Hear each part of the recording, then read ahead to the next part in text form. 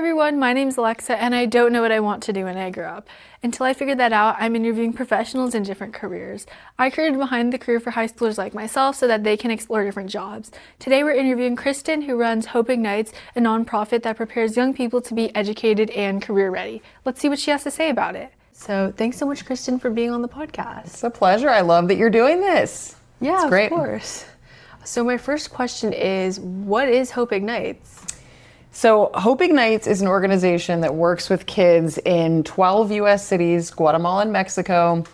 We serve kids who come from very low income backgrounds, but who are kind of the kid in the classroom that has this spark. They're kids who have passion to learn and do more.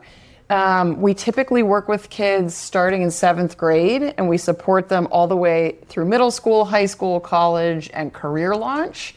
So it's a commitment we make for 10, 12, 14 years of their lives. And we have 2 different pathways. So one is residential. Some kids come and live in our homes full time. We become their home base.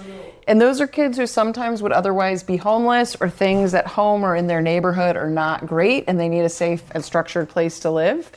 Some are in our academy pathway. So we're working with them after school, weekends, evenings. They may live with mom or a grandma or a single dad, but they need a supportive community. How are you guys running this? Like, how are you teaching them? What materials are you giving them? Yeah, great question. We have a lot of partner schools, many of which are Catholic, that'll give us great scholarships. So we're getting kids into good, high-performing schools.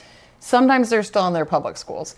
And we're really providing access to tutoring, college prep, life skills, spiritual kind of family support of talking about what's happening in life, how do we navigate that, and then helping them access other opportunities. They get to go see work sites and professional places. They have mentors.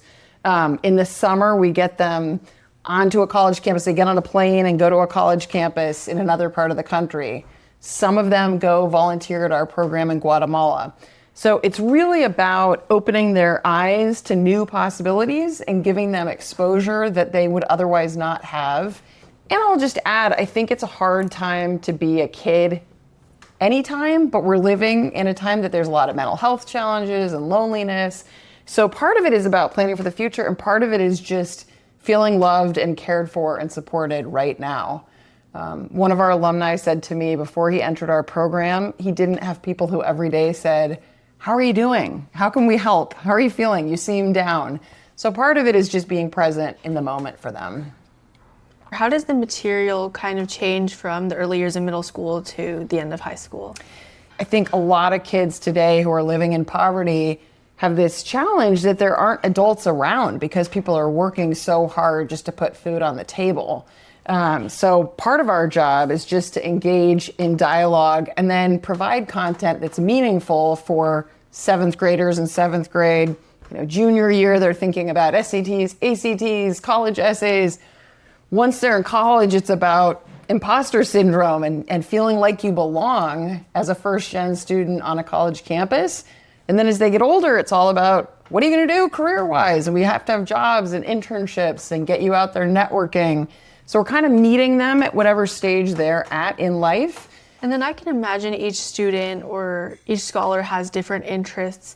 How do you guys provide the right resources and the right material for that student specifically? Well, that's one of the things that I'm really proud of for our program, because it is very individual focused. And so we're getting to know each kid and their talents, passions, interests. We'll help them go meet people who do the thing they may want to do. And sometimes they say, "I want to be a doctor." All right, let's get you out there to hospitals. Let's get you talking to doctors. Sometimes they come back and say, "After doing that, I don't want to be a doctor."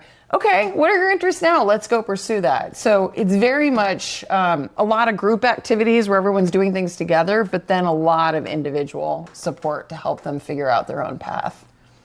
And then there are many Hope Ignites. Is it groups or locations throughout the country? Yeah, we say affiliates. So there are 12 throughout the U.S. and then 2 in Latin America.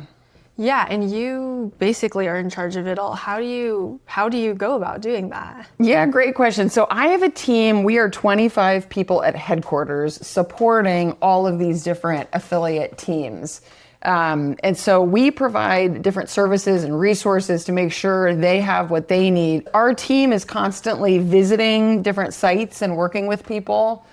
We have about 250 staff, hundreds of volunteers, 1,400 kids we serve, many, many alumni. So there are a lot of different stakeholders, but my job is all about working with people and helping people to do even better. So it sounds like what you do is really relational based. What kind of qualities would you look for? It's a great question. In our particular mission, you have to be good with people who come from all kinds of different backgrounds. I love, in a typical day, working with people from all kinds of racial, cultural, socioeconomic, religious, political backgrounds. I get to hear different perspectives and learn from them and share with them. So a lot of my work is kind of about building bridges and then finding common ground and moving everybody forward. What experiences or classes would you recommend to students who want to pursue a path like yours? One thing I would say is I think anybody who wants to do nonprofit work should do the work on the ground in the field first. Coming out of college, I worked for 5 years at Glide Memorial Church and Foundation in the Tenderloin in San Francisco. I worked with the leaders there and with people really at the ground level, serving the homeless and serving people coming out of jail. And those experiences totally shaped how I think about community building, the struggles people have, how leadership works in a nonprofit, how you work with the city, how you work with other nonprofits, how you work with corporations. After working for 5 years, I did get my MBA at Stanford. And it's funny, a lot of our classmates are doing more business things. I find the classes we took were extremely helpful to me in terms of strategy, accounting, marketing, all of the kind of basic classes. And then getting your head going on thinking about growth and how do you think about growth and how do you do that kinds of work.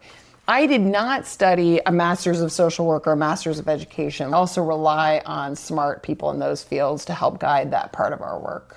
You didn't always know that you wanted to go into working at a nonprofit?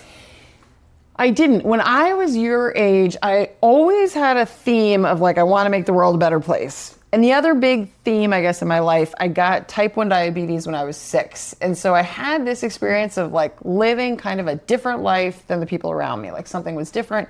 So I was always interested in different experiences. What's it like to be a person with Down syndrome? And what's it like to be an African-American kid in a white school? I was always interested in kind of the different perspectives people have.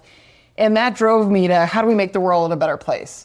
I didn't know how I would do it, though. I thought at times maybe I should become a lawyer. Maybe I should become a journalist. Maybe I should lead a business that has a lens that's good for the community. But as I got into what I was doing, I fell into nonprofit.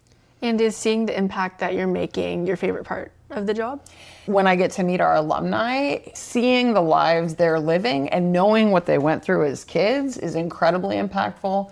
And we've brought a lot of our alumni to serve on our boards, to work on our staff. So I get to work alongside alumni all the time.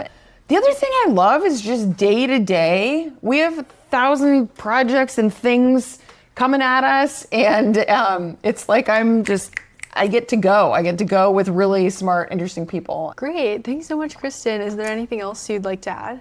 I would just say I would encourage young people where any of this resonates of making a difference, get in there, get the experience, go work with people you admire in nonprofit. I think choosing a job based on the issue and that it's run by people you admire is really important. Great. Thanks so much, Kristin, for being on the podcast. Thank you, Alexa. I love this.